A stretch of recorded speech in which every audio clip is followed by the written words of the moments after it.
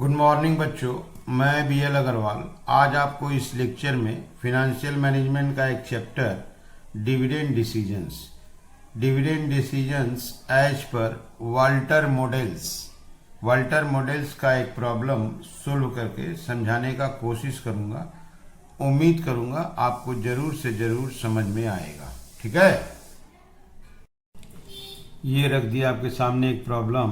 The following information is available in respect of A firm जिसमें cost of equity KE 0.1% है, earning per share 10 रुपया है, rate of return on investment इसको एक बार 15% assume करके solve करना है, दोबारा फिर सोल्व करना है 10%, थर्ड टाइम 8%। रिलेशन देखिए, एक बार KE से ग्रेटर रखा, इक्वल रखा, लोअर रखा, तो 3 टाइम्स सोल्व करना होगा when return on investment R equal to 15%, फिर एक बार 10, एक बार 8।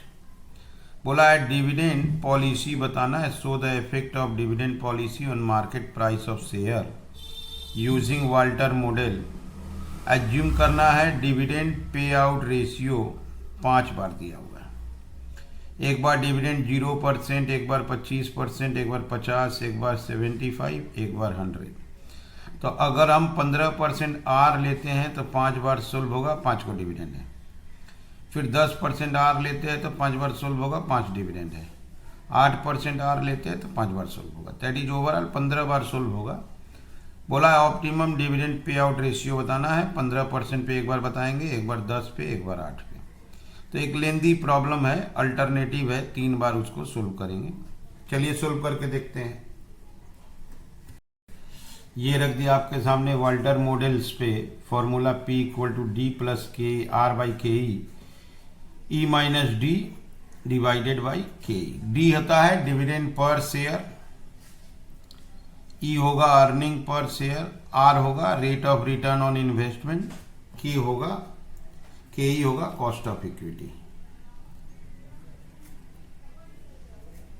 When rate of return on investment that is R equal to 15%। ठीक है, इसको सोल्व करेंगे। उसमें भी D 0% लेते हैं तो D अर्निंग 10 रुपया था, 10 रुपया का 0% 0, ठीक है, D 0 कर दिए, अर्निंग 10 रुपया, R तो 15% ले ही लिए हैं, KE आपका 10। अब इसको फिलअप करते हैं। P बराबर डिविडेंड 0 प्लस 0.15 0.10, अर्निंग 10 रुपया माइनस 0 डिवाइडेड बाई 0.10। तो हो जाएगा आपका 0.15 डिवाइडेड बाई 0.10 इंटू 10, ये हो जाएगा 15 0.10 रुपीज 150। ओके, तो हम लोग डिविडेंड 0% लिए, अब डिविडेंड 25% लेंगे, 10 रुपया का 25%,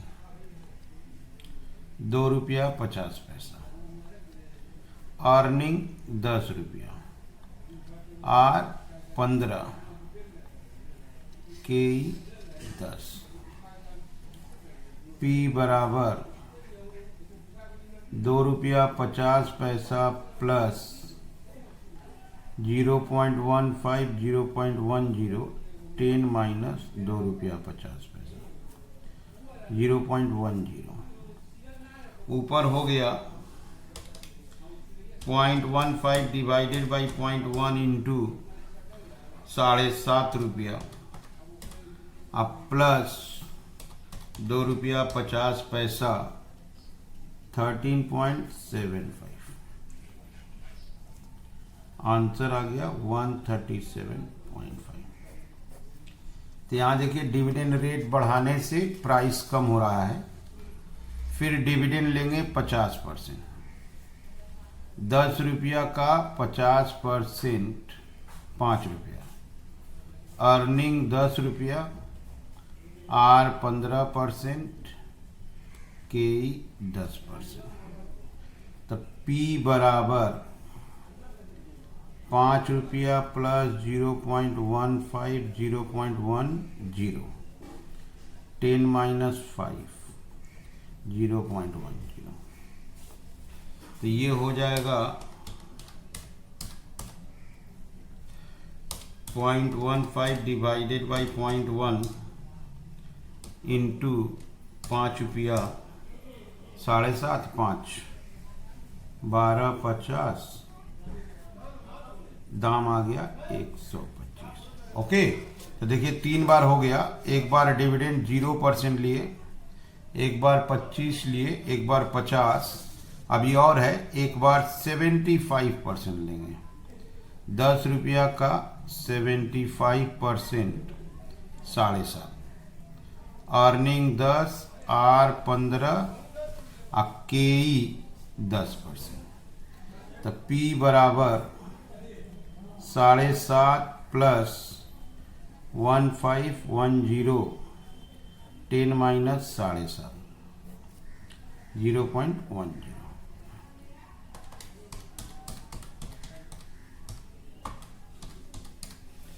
ऊपर आया 11.25, आया आंसर 112.50। ओके, और एक टाइम आएगा जिसमें डिविडेंड को 100% कर देंगे। डी बराबर 10 रुपया का 100% 10 रुपया, ई करेंगे 10 रुपया, आर होगा 15%, के ई होगा 10%। तो यहाँ पर लाते हैं P बराबर 10 प्लस 0.15 0.10, 10 माइनस 10 0 हो जाएगा 0.10, 10 बाई 0.10, दैट इज ₹100 हो गया। तो ऐसे करके जब हम लोग R किए 15% तो 5 टाइम्स सोल्व हुआ है। पहला बार हुआ जब डिविडेंड को 0% किया, डिविडेंड 0% किए तो मार्केट प्राइस देखिए 150 आया। उसके बाद डिविडेंड को 25% किए तो 137.5 आया। उसके बाद डिविडेंड को 50% किए तो 125 आया। फिर डिविडेंड को 75 किए, डिविडेंड 75 किए तो 112.50 आया। और लास्ट में डिविडेंड 100% कर दिए, डिविडेंड 100% करने से 100 आया। तो market price of share fluctuate किया है। जैसे जैसे डिविडेंड का परसेंटेज बढ़ा है मार्केट प्राइस कम हुआ है। तो अगर मैक्सिमम मार्केट प्राइस देखें तो 150 रुपया है और वो 150 रुपया आपका 0% डिविडेंड पे है। तो हम लोग बोल सकते हैं कि अगर आर के ई से ग्रेटर है तो ऑप्टिमम पे आउट रेशियो 0% होगा। ठीक है, therefore optimum payout ratio is 0% because market price per share ₹150 is maximum when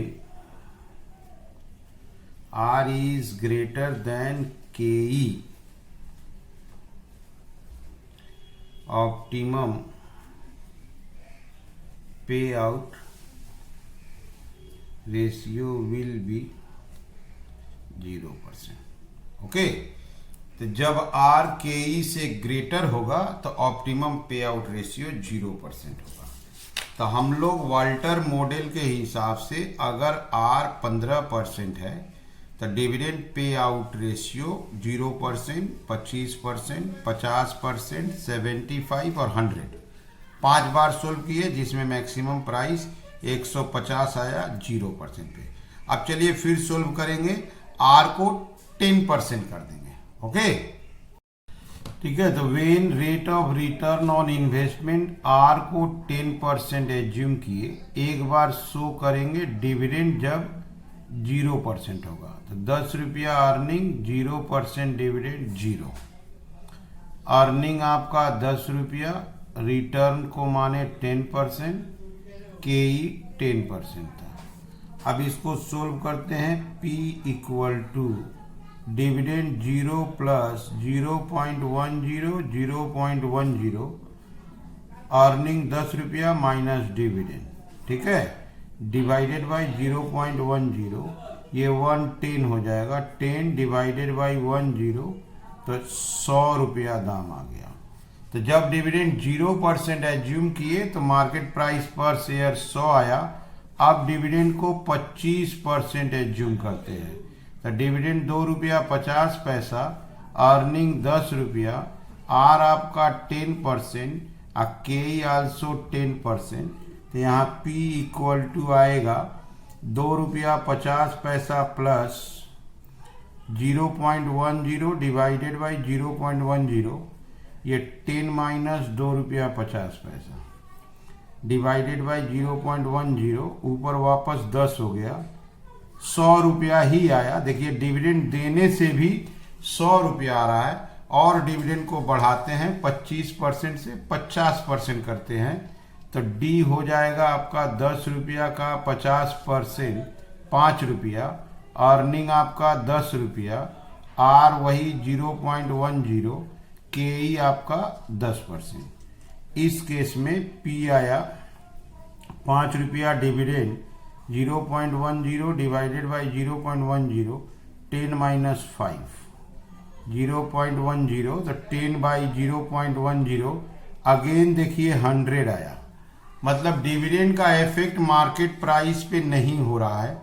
और चेक करते हैं, डी को 75% करते हैं, 10 का 75%, 10 का 75%, 7.5, अर्निंग आपका 10, आर 0.10, के ई 0.10, तो P equal to 7.5 plus 0.10, 0.10, 10 minus 7.5 divided by 0.10, तो ऊपर 10 ही आ गया।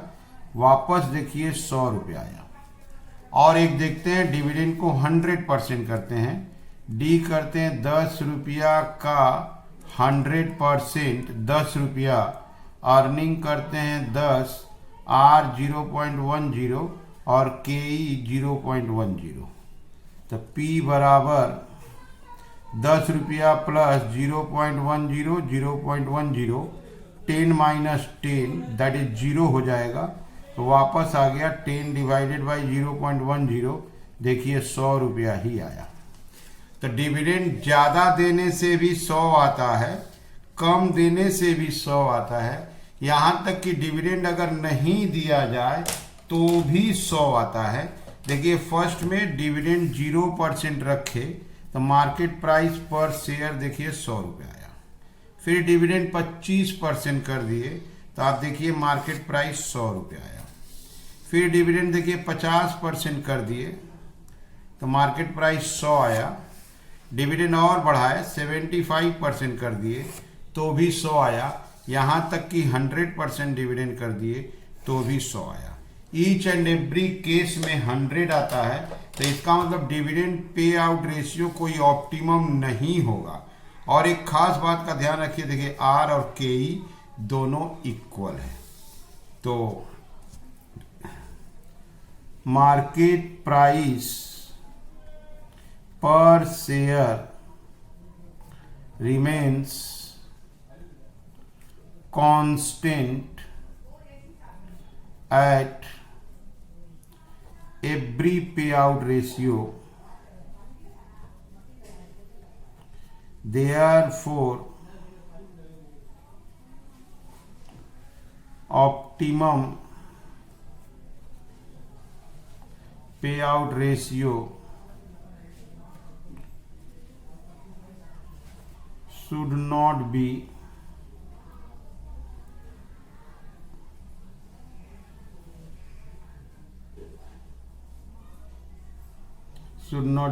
mentioned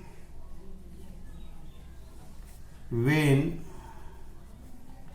R equal to KE, market price per share will be same. Market price पर share will be same. Clear है, क्योंकि वो दोनों ही एंड ऑप्टिमम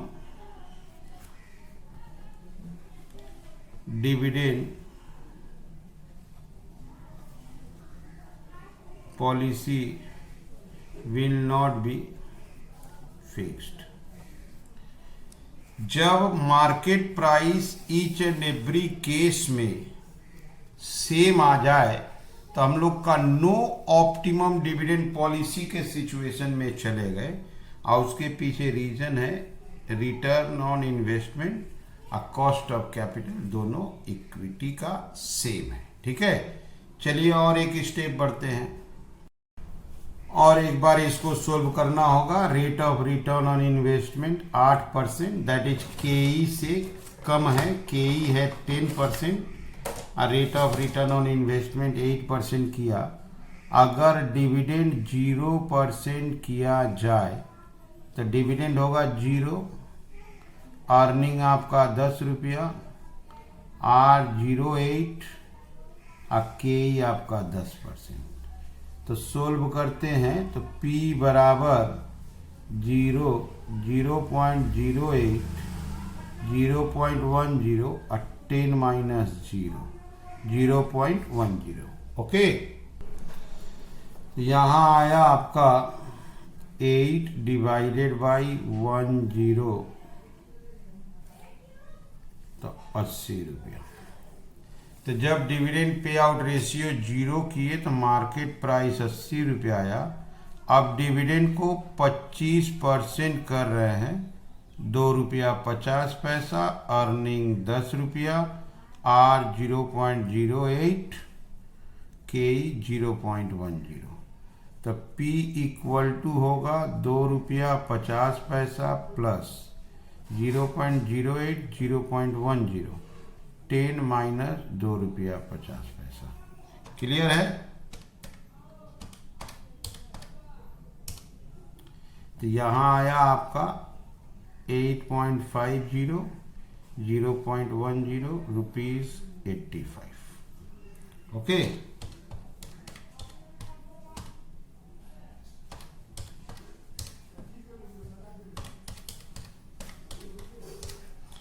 अब इसके बाद और एक केस करते हैं, डिविडेंड को 50% करते हैं।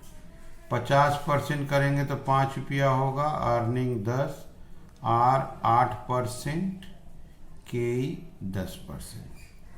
P बराबर 5 प्लस 0.08, 0.10, 10 माइनस 5, 0.10, 9, 0.10, 90 रुपया आ गया।